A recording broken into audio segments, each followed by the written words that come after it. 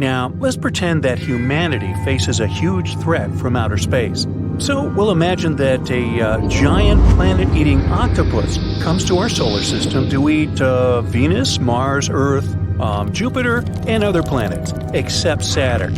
Therefore, people decide to move to the big planet with giant rings. Fortunately, they already have cool technologies that allow them to make such trips. So we get into giant ships, take off, and fly to Saturn. Life on the planet itself is impossible because it has no solid ground. The ship won't be able to land there. This is a giant gas ball that is 9 times wider than Earth. To compare their sizes, look at a 5-cent coin and a baseball. And the planet's atmosphere consists mainly of hydrogen and helium. So if the ship starts to land, it'll never reach solid ground. And the lower it goes, the higher the pressure it will experience. Eventually, the ship will just be crushed. Therefore, we have only one choice: the rings of Saturn. They're made up of giant, medium-sized, and tiny particles of ice and rock flying around the gas giant at tremendous speed. They were formed from comets flying by. Saturn's gravity knocked these celestial bodies off their course and crushed them with its pressure. Fragments of these comets began to accumulate around Saturn, forming rings. Now, some of these particles fly faster, some are slower. The closest to the planet is the D ring. It's followed by rings C and B. Then there's a large gap called Cassini division. Rings A, F, G, and E come after. This classification is very convenient for creating a ring map. So people approach the rings but don't dare to land on them. First, they send test capsules with robots to scout the area. The robots choose a suitable location on the E ring. In fact, the distance between the rocks is quite large, and the ship can easily fly there. There are tiny particles, huge rocks the size of houses, and comets the size of a whole mountain. The first robot flies up to a large rock at high speed. At this moment, a baseball-sized stone pierces the robot's body. Another robot gets smashed between 2 colliding boulders. The third robot gets caught in a rain of sharp icicles and breaks. People have big engineering workshops on their ships, so they build new capsules and new robots. This time they're made of more durable materials, so the robots reach a big rock again. A few particles crash into them but don't break through the armor. The machine set up a small station on a flying rock where people can live. But after a couple of hours, a big chunk of asteroid smashes the station.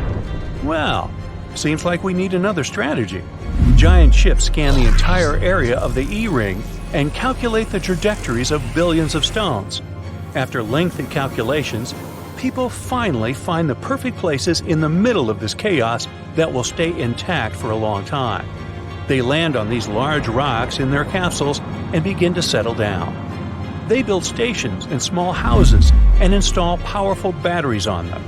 Saturn is located at a distance of 9.5 astronomical units from the Sun. 1 unit is the distance from the Sun to Earth. So, Saturn is a pretty cold place. That's why there's so much ice flying around it. But how to get the energy to heat it all up?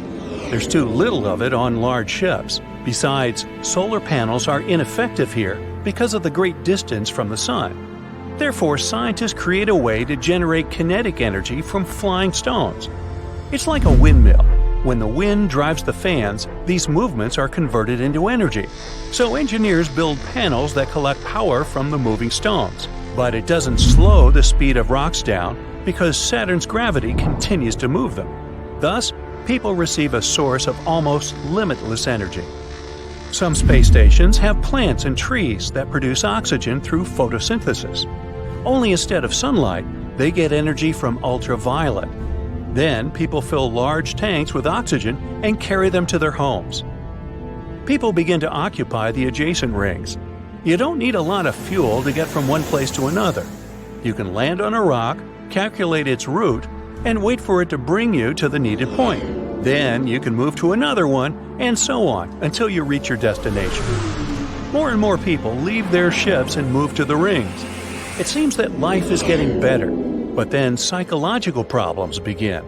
Constant movement in the vacuum of space drives everyone mad. Imagine living on a carousel that never stops.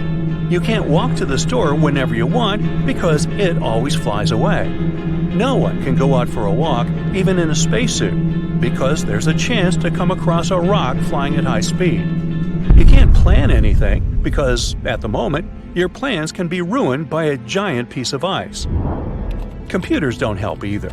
They can't calculate the trajectories of all space bodies. Rocks tend to break and split into hundreds of smaller ones. Also, new comets fly by and also become part of the rings. All this creates uncertainty and causes a sense of anxiety in people. Besides, it's dark, cold, and very lonely on the rings. Now think about building a base on a space object, but your best friend lands on another one a few miles away. Then, a giant icicle crashes into his rock and increases its speed. And a few days later, your friend is too far away. And it happens all the time. The only way to change your life is to settle on one of Saturn's moons. The planet has 83 of them. People have already confirmed and named 63, and the existence of 20 others has yet to be confirmed. They're all like different worlds. Some of them may be habitable, and the best candidate among them is Titan. There may be water on it, and its atmospheric pressure is only 1.5 times greater than Earth's. Its atmosphere consists of nitrogen and a little methane, forming carbon smog in Titan's upper layers. For this reason, we can't study this moon from Earth. But the coolest thing is that Titan flies outside the rings of Saturn. This means people can lead a quiet life there. There's also satellite Phoebe, covered with craters like our moon. This giant celestial body looks more like a gigantic meteorite. People have a lot of choices of where to start a new life. During a couple of hundred years spent on ships near Saturn, humanity would learn everything about its satellites. But why did they try to live on the rings? Why didn't they land on one of the moons from the very beginning? Because, well, then this video would be less fun and a whole lot shorter. But what if we were initially born inside the rings of Saturn? Let's say a massive meteorite with frozen water got caught by the planet's gravity. There were the simplest life forms inside the ice, and then this life began to acquire more developed forms. Imagine that the large rock managed to remain untouched for hundreds of millions of years, and during this time, humans appeared. But of course, they would be very different there. Firstly, they wouldn't experience gravitational forces. This would make them taller, but weaker. People's skin would be pale because of the lack of light, but very hardy thanks to cold temperatures. Particles of ice and grains of sand flying in space would roughen people's skin. In such biological armor, without gravity, they would jump from one rock to another in search of food and water. And, by the way, that would be the main problem. How would people survive without oxygen in the vacuum of space? Where would they get their food? Saturn's rings are a pretty lifeless and dangerous place. If there are not even the simplest forms of life there, then how could such a complex one as the human appear? Therefore, even in theory, the appearance of people would be impossible there. So, why haven't people built a colony on the moon yet? It's likely because they don't have enough building supplies.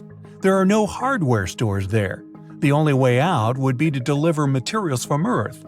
Then, rockets would act as construction trucks. For comparison, imagine you want to build a house and use FedEx delivery to get all the necessary stuff. It would be extremely expensive and rather foolish. Using rockets would be the same. A colony on Mars sounds even more unrealistic right now. The distance from Earth to the Moon is about 239,000 miles, while it's at least 34 million miles between our planet and Mars. But asteroids are another story.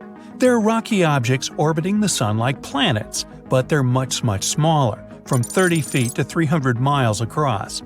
If you combine the mass of all asteroids in the solar system, it would still be less than that of the Moon. Those asteroids that do approach Earth carry trillions of dollars worth of metals and minerals, and some of them come so close that experts believe asteroid mining missions can become a reality in the near future. Your eyes shining, you switch off the TV. After getting to know such cool stuff, you find it hard to fall asleep. When you finally manage to catch some Z's, you dream of floating in endless space. You wake up with a start, feeling disoriented. Your body feels weird. You don't have enough oxygen to breathe. You open your eyes and look around. You're inside a sleeping capsule. Its walls are covered with tons of different buttons and tiny screens. After you experiment for a while, one of the sliding panels sweeps to the side. You crawl out of the pod. The absence of windows and any natural light makes you think you're underground. Dozens of sleeping capsules line the walls. The door leading out of the room is made of metal and looks heavy and unmovable. But once you press the button on the wall next to it, the door soundlessly opens. After climbing up a dark corridor for a while, you find yourself in a smaller room. Your heart sinks. There are at least half a dozen bulky spacesuits inside. What does it mean? Are you in space? Hey, good guess. You try to open the only other door in the room, which looks even sturdier than the previous one, but it just wouldn't budge. You sigh and start to pull on one of the spacesuits. As soon as you're securely packed inside, the door automatically unlocks. After waiting for a while in an airlock chamber, you finally make a step outside and the breath catches in your throat. As you look up, you see a beautiful blue orb. It seems to be glowing.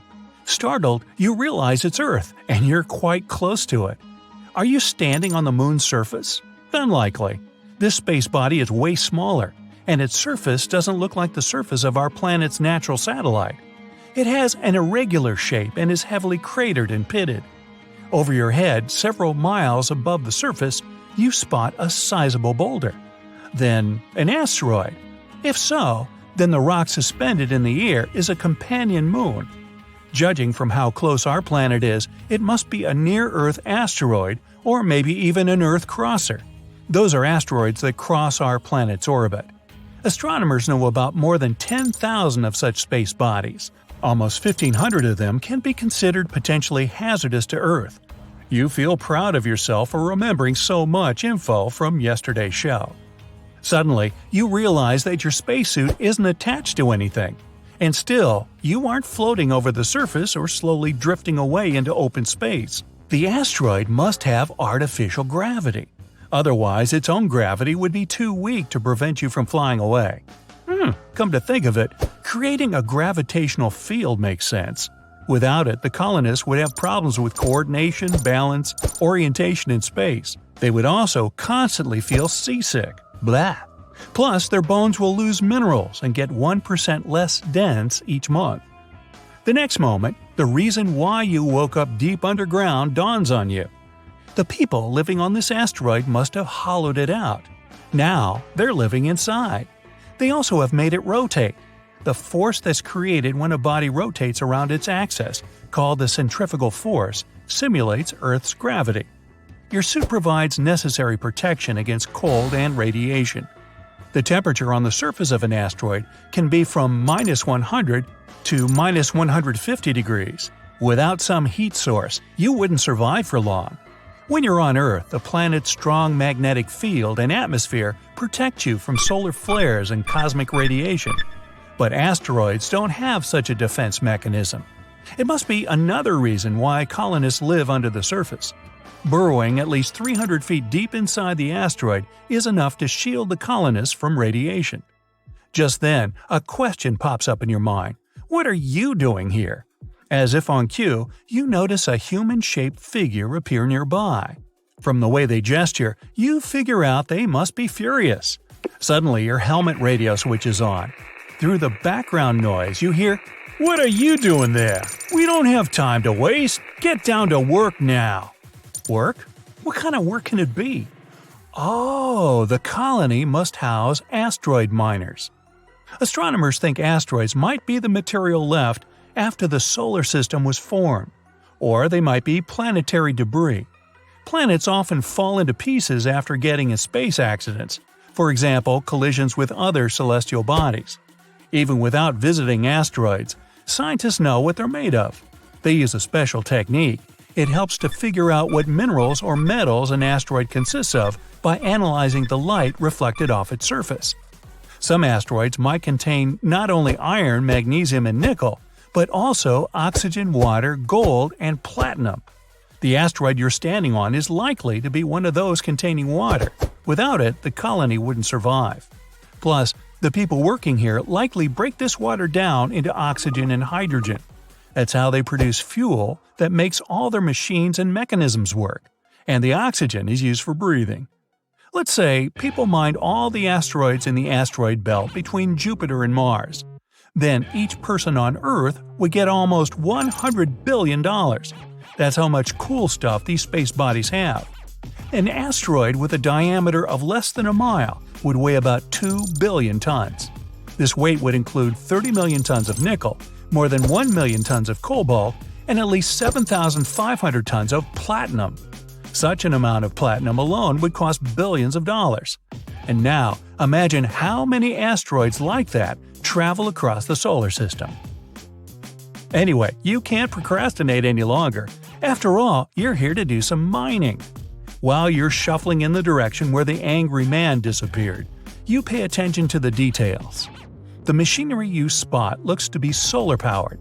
There are lots of robots dashing around. You guess it allows the colonists to cut down on fuel, food, and other supplies. The mines on the asteroid are similar to those on Earth. The method colonists use to extract minerals is scraping them off the asteroid. Deep tunnels and shafts pierce the rock. By the way, those who created them had to be extremely cautious. Asteroids aren't giant boulders, they're rather loosely organized piles of rubble. If you aren't careful while drilling, these enormous heaps of gravel can just fall apart. They can also disintegrate when you spin them to generate gravity. That's why an asteroid must first be emptied out carefully. And then the colonists have to make sure the spin doesn't cause too much stress to its structure. Speaking of artificial gravity, thanks to it, the miners don't have to worry about valuable ore floating off into space. Otherwise, a large canopy would have to be stretched over the mines and used to collect the precious stuff. After the asteroid's resources finish, the colony will be moved to the next asteroid. After a seemingly endless working day, you drag your exhausted body into your sleeping pod. The only question on your mind is it just a dream, or am I stuck on this asteroid for months to come? Behold the distant future. Yep, humans have successfully colonized Mars and the Moon. Problems with overpopulation and hunger on Earth are solved. But soon, a new threat looms over our planets, and the Moon. Anyway, scientists have figured out that in 150 years, the Sun will explode and destroy our entire solar system. Bummer. There's enough time to build a fleet of huge spaceships and evacuate everyone. But it's not enough time to come up with some sort of sci-fi space jump. It's been a long time since people found a new, potentially livable planet, and the nearest one's a several million years ride away. There's no other choice. Humankind is evacuated into gargantuan spaceships, and the infinitely long voyage begins. A few decades pass. We leave the solar system and watch our sun explode. A huge flash and that's it. There's no more light. Just small, faraway stars and the infinite black depths of space. All ships are on a synced autopilot that won't go off course no matter what. Even if everyone on board were to disappear, the ship would still arrive at its destination. So, the upside, humans will survive for millions more years. The downside? Because of all of that time spent on space transports, will look different, totally different. Ships arriving to the new planet will be populated with shapeless, pulsating biomasses sitting inside metal exoskeletons. Here's how it happens. Bones in space get weaker, so do muscles. There's no gravity, so your body's not under any sort of pressure to keep it running properly. Astronauts on the International Space Station do a lot of exercise to stop their muscles from withering away. Back to the story. There are gyms and special machines that recreate gravity on every space transport. But to save energy, they're only plugged in a couple of hours per day. Unfortunately, no matter how hard people exercise, in space it just won't be enough. After the first 100 years, Human bones have become so brittle that anything remotely physical can lead to injury. After another 100 years, people lose the ability to stand up on their two legs, but it's not only because of weak bones. After all those years in zero gravity, the human body's already changed a lot. A big problem is that people lose their sense of balance. If you try to stand up, you'll just fall. The ship's captains dismantled the gravity machines. They weren't working anyways. And all the sports equipment on board got taken apart ages ago and used as spare parts for the ships. The lack of gravity didn't just make people weaker, it also made them taller. The spine needs gravity to keep it stable, and now all those backbone discs have stretched themselves out. Humans are starting to look like blow-up toys. Everyone's given mechanical arms and legs. You just strap them on and get to work. Servicing the engine, cleaning out the bedrooms, throwing trash out into space, lifting anything. Not happening without those mechanical arms and legs. Time passes, and people become more helpless. Luckily, the mechanical bodysuits keep getting better and better.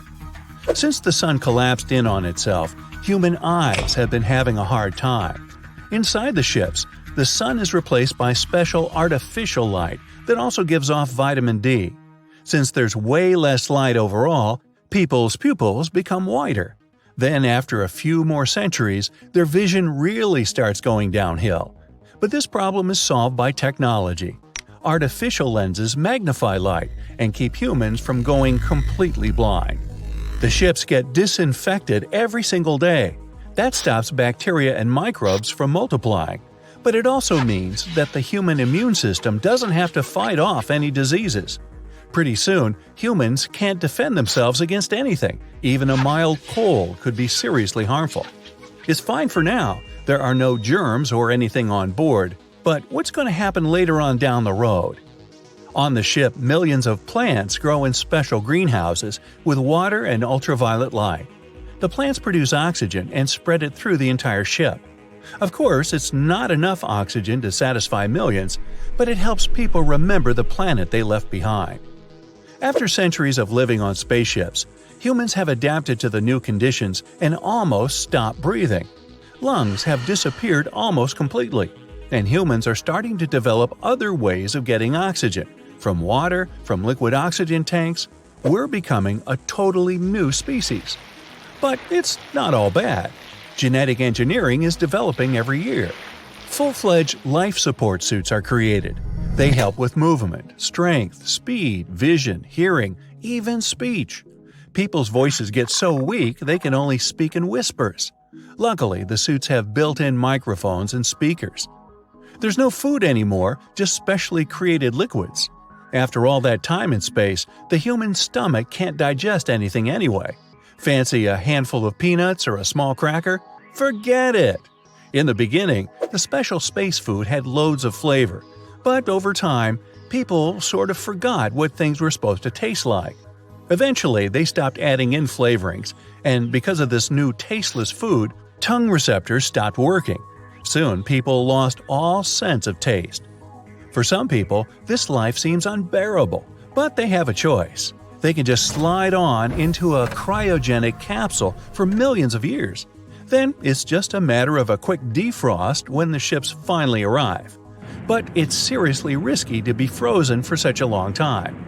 There's no guarantee that the ships won't crash into a huge meteorite, or worse. People start to take a different approach. They upload their consciousness to a central computer. It's safer and requires much less power. And when you wake up, you can just download your mind into a new, modified human suit. Some people decide to stay awake and live a, quote, normal life. Thousands of years pass, then millions. Humans look really different now. All their limbs are now artificial, and the exoskeletons they wear are controlled by mind power. With each passing millennium, arms, neck, legs, and spines, they become smaller and smaller. Brittle bones soon dissolve into nothingness. Eyes, nose, and mouths disappear. The brain isn't protected by a skull anymore, it's just surrounded by soft skin. Only consciousness remains. Nowadays, a human is a powerful high-tech robot ruled over by a small pulsating bag filled with a brain. It's been a few million years since humans left Earth. All the ship's inhabitants have already forgotten that their species was born on a planet with gravity. The history of life on Earth has become a myth, an ancient legend. Most people believe that these ships are their true homes, always have been. That's why, when humans finally reach their destination, no one's that eager to get off and have a walk around. Life on a new, unknown planet seems like a huge pain in the spacesuit. Gravity, air, bacteria, germs – it takes several thousand years of evolution for humanity to get used to these new conditions. Luckily, humans have a secret weapon – technology. At this point, all humans are downloaded from the central computer into new robot suits. People face a choice: get off the ship and make this planet their new home, or stay and live on the ships. Those that stay on the ships set off into the expanses of space to explore the galaxy and discover new worlds. Those who decide to stay on the new planet have to adapt to the new conditions. It's pretty different from Earth. There's a different air density, different weather patterns, and strange new chemical elements. It will take another million years before these robo-brain sacks take on a new shape. One day, these distant human descendants will want to research their origins. They'll invent a ship that can jump through space and time. The research will lead them to the distant past, to the small planet Earth, to now. This might sound crazy, but just imagine that tomorrow someone lands in your backyard and they're your descendants from the future. Those passengers who stayed on the ships will probably find new planets and maybe decide to stay on some of them. Their bodies will change and adapt too. So, in billions of years, the universe will be inhabited by different amazing creatures that all have something in common. They were all humans once.